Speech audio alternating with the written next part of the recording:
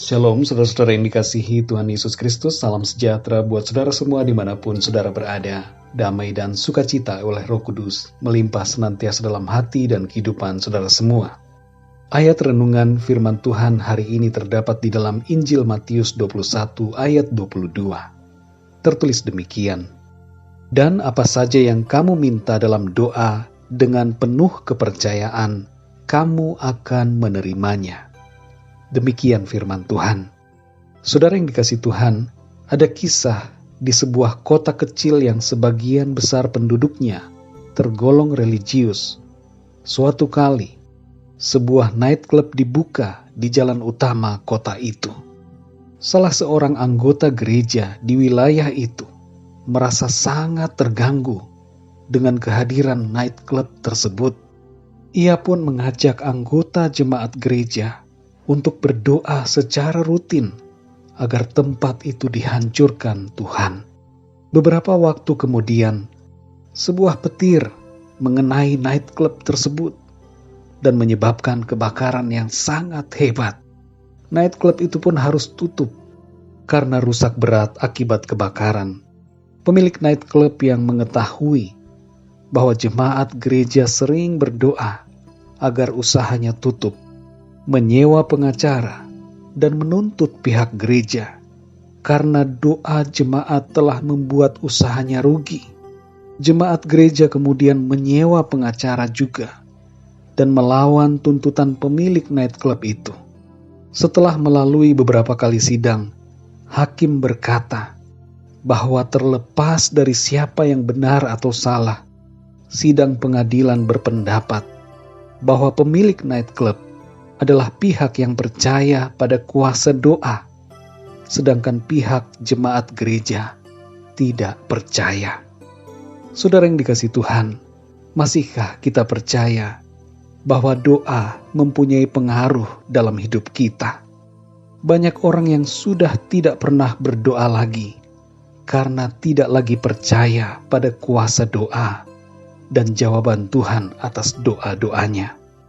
Dalam Matius 21 ayat 22, Tuhan Yesus berkata, "Dan apa saja yang kamu minta dalam doa, dengan penuh kepercayaan, kamu akan menerimanya." Mari kita cek diri kita masing-masing, saudara. Sudahkah kita meminta kepada Tuhan dalam doa? Ataukah kita tidak pernah meminta? Kita tidak pernah berdoa, malah kita bersungut-sungut, tidak percaya dan marah dengan keadaan.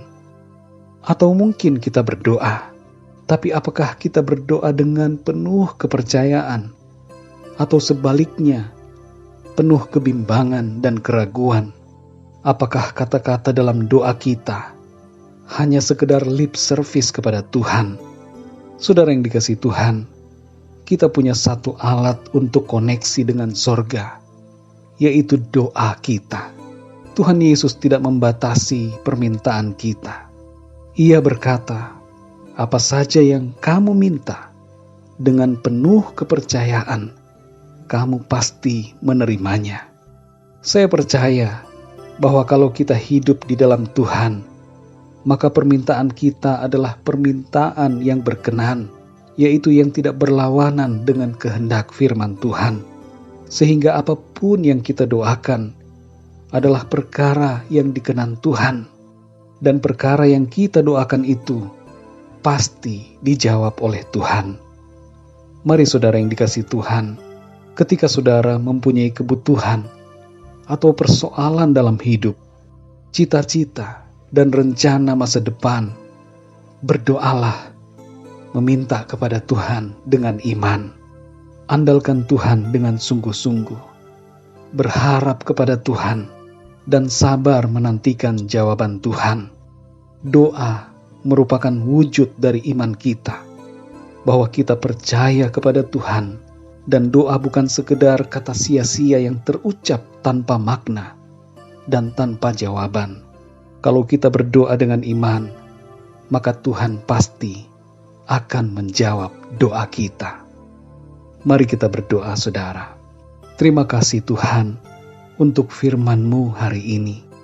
Kami bersyukur karena Tuhan memberikan kepada kami kepastian bahwa setiap doa kami dijawab oleh Engkau. Saat ini ya Tuhan, kami naikkan permohonan kami kepadamu.